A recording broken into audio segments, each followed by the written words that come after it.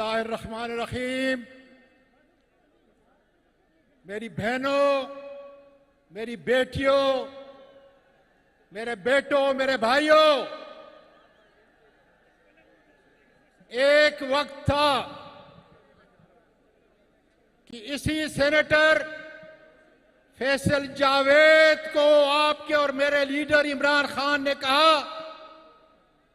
कि जब मैं स्टेज पर आऊंगा तो एक ही आदमी तकरीर करेगा, और वो ये बुजुर्ग, ये बूढ़ा जिसके हर जिस्म के ऊपर फस्तायत जुल्म की दास्तान लिखी हुई है, लेकिन मेरी आजादी के कैदी नंबर 804 सुन लो अड़ियाला की उन दीवारों के पीछे कि आज भी तुम्हारा ये साथी, तुम्हारा ये वर्कर अपनी बेटियों के साथ, बहनों के साथ, बच्चों, नौजवानों के साथ चट्टान की तरह खड़ा है खुदा के फजल से। और जब तक तुम जेल से बाइज्जत नहीं आ जाते, मुझे अपने परवरदिगार की कसम है कि इस पाकिस्तान की आजादी के लिए,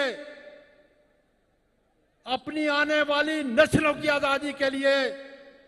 इसी तरह जुल्म और बर्बरियत बर्दाश्त करता रहूंगा। मेरे लीडर,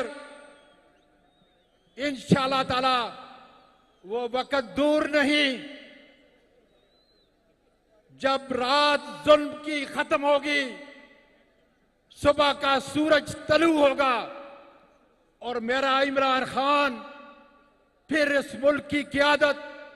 बहैसियत वजीर आजम के खुदा के फजल से आकर अपनी इस कौम को तरक्की की तरफ, अमन की तरफ और मुल्क में बैनुल अक़वामी इज्जत की तरफ लेके जाएगा।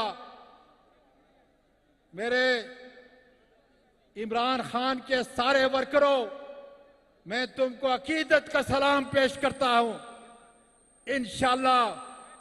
इमरान खान की जलाई हुई दिया नहीं बुझेगी और आजादी खुदा के फजल से हमें और हमारी आने वाली नस्लों को जरूर मिलेगी।